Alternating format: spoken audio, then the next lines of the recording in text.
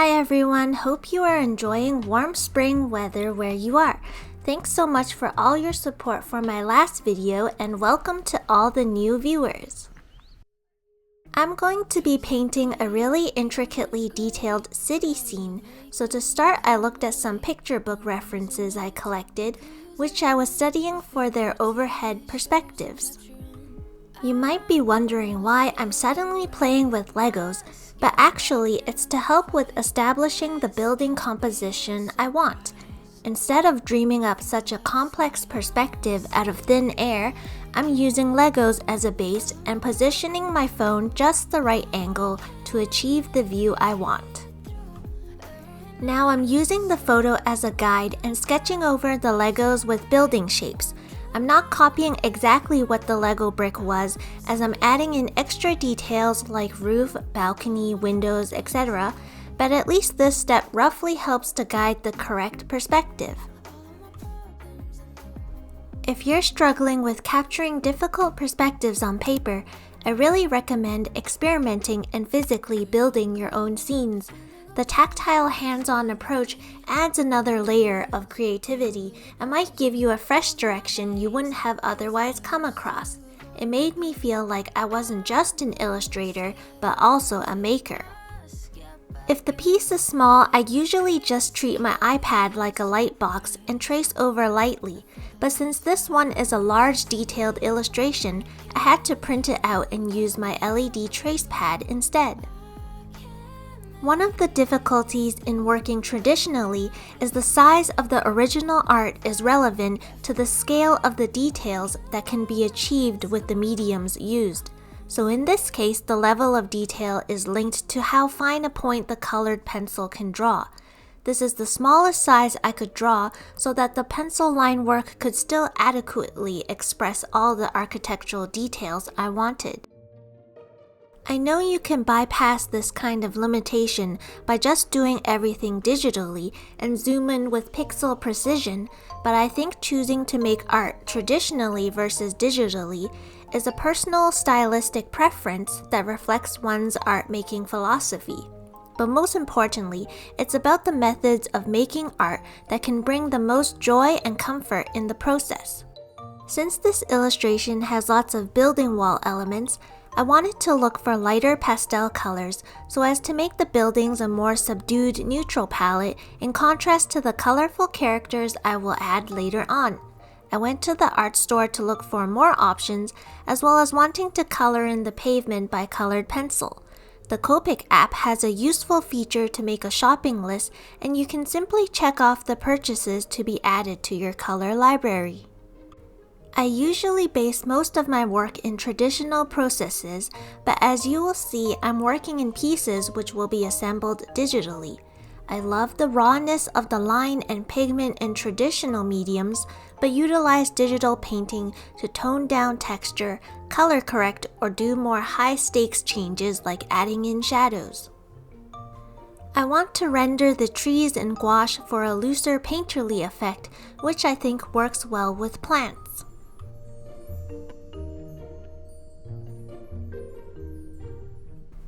Next, I scan in the artworks, but noticed it didn't pick up the colored pencil pavement very well, so I shift gears to making a very textured one with oil pastels.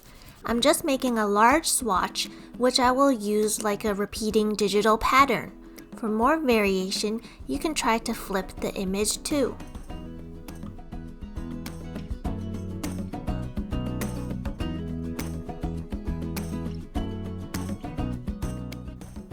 The most common task in my digital process is color and texture correction. I will use a speckled brush to lightly paint over the original, then go back in with an eraser to clean up the layer, and finally darken outlines where needed. I prefer to do all shadow and lighting effects digitally as that gives the highest degree of flexibility, and sometimes I just haven't decided what shadow color will work best yet. I'm referring to the Lego mockup to see where the shadows are falling.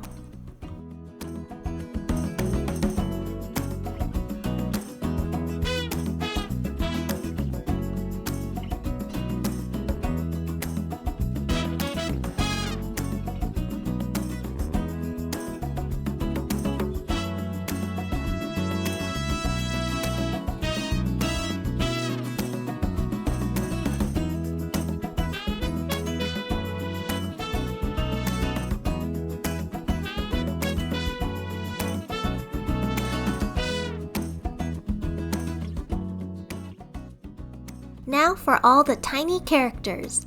This is the element that really gives life to the scene, so I really tried to incorporate small objects that link characters together and group them in small clusters of activity. It was important that they felt like they were interacting with each other and the environment, not just stiffly placed into the scene. Right now, they're just kind of sitting there as assets on a page, but once I place them into the scene, you'll be able to see how they more interact with each other.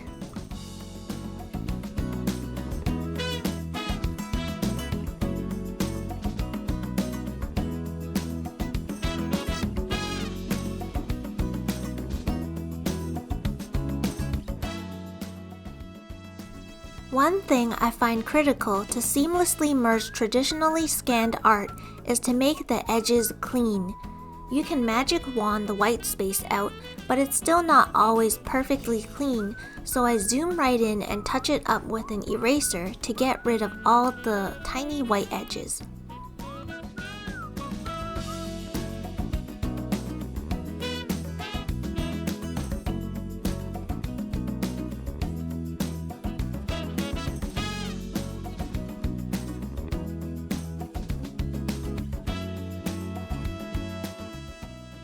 Don't forget to add shadows to those characters as well.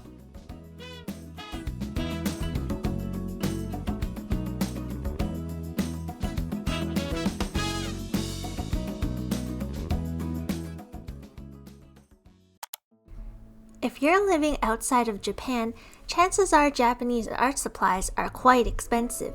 In Canada, I believe a single Copic brush marker is double that of Japan, but there's also the option of looking at amazing second-hand art supplies from within Japan.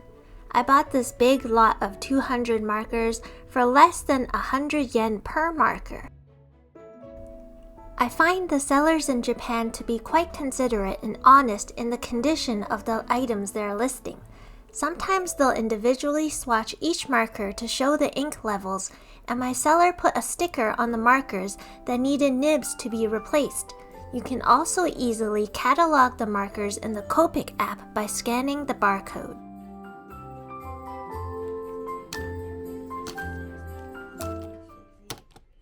I rarely go into downtown Tokyo to the major busy spots like Shinjuku and Shibuya.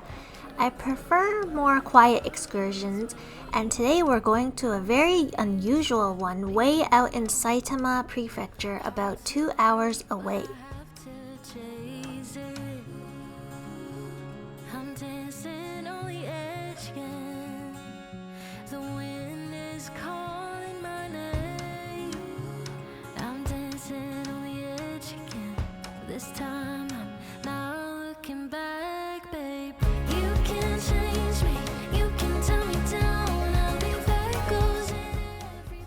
We trekked through these suburban fields to a water treatment plant.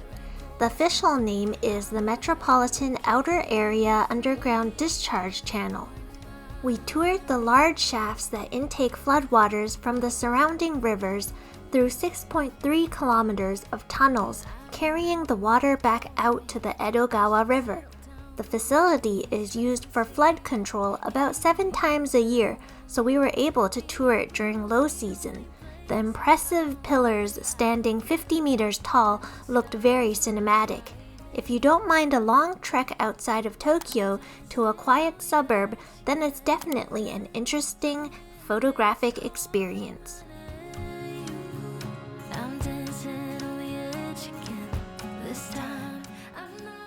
On another day, we went to a small but quaint zoo in Kawasaki. Incredibly, it was totally free, and the facility and animals felt very warm and inviting.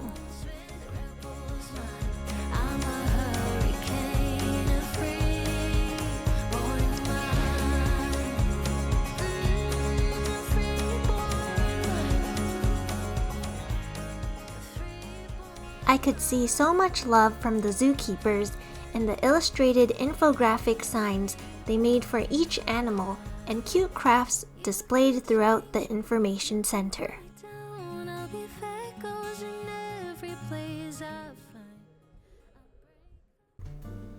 This painting is a continuation of a previous doodle in the last video I did of me and Dorky confronting a pigeon. This time, we're being ambushed by them with their pink zombie eyes, and I'm bravely fending them away. This is by no means pigeon fan art. Actually, I'm using my fear and, dislike of pigeons as a way to really immerse myself in the character emotions while injecting a bit of absurdness to make it a humorous piece. I often hear advice for children's illustration portfolios to break through just depicting happy scenes and to explore scenarios with a bit more tension and atmosphere.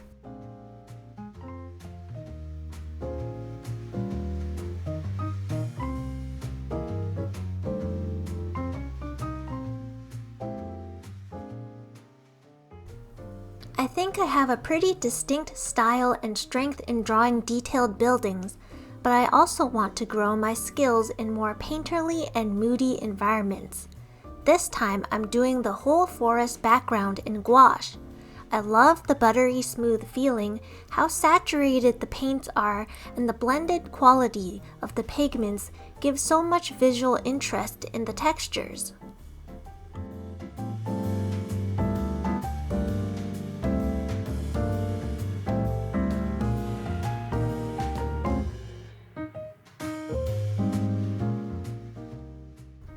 Even though this is just a standalone piece, I tried to give it a loose backstory with narrative elements, so it's like a snapshot in the midst of a story, right in the middle of the action, and the viewer can dream up of what happens next. I've considered the placement and coloring of the characters to really emphasize that it's a face-off of two distinct groups. I'm working with a limited palette to really give the colors a cohesive look. The shadows are painted on with the darker colors in this palette.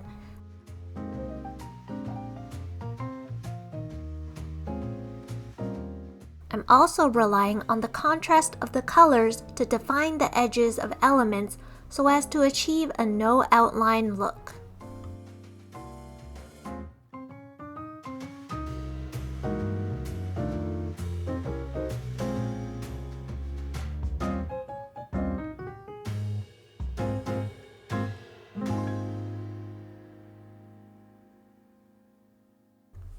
I had essentially finished the piece, but Dorky's character just didn't seem to sit right on the page. Since it's a personal piece, I could have just left it, but I know that the work I put on my portfolio reflects my skills, design sensibilities, and accountability as an artist, so I made the effort to revise it. Instead of dangling off the tree, it's now more of a hugging tree pose. The body's line of action flows more naturally into the branches as well. To wrap things up, I thought I might mention some of the major compositional ideas driving this illustration. To really emphasize the tension of the interaction, I created a sweeping ground plane that destabilizes the composition. This sort of perspective is closer to a cinematic angle rather than the front-on flat ground plane. Loosely following the rule of thirds, the main trio of characters are grouped in a triangle, which then expands to this larger triangular grouping. I wanted to be mindful of what the objects in the scene are conveying, so I tried to craft a narrative which leads the eye. The shoe is dropped and the bag is spilling jewels, which the pigeons have snatched up in their pursuit. The light source focuses on the main character, who is accented with red, but hints of red throughout balances the composition and directs the eye to other smaller details. Hope that was interesting and helpful. Thanks for your watching till the very end. Appreciate all your comments as well. See you next time. Bye!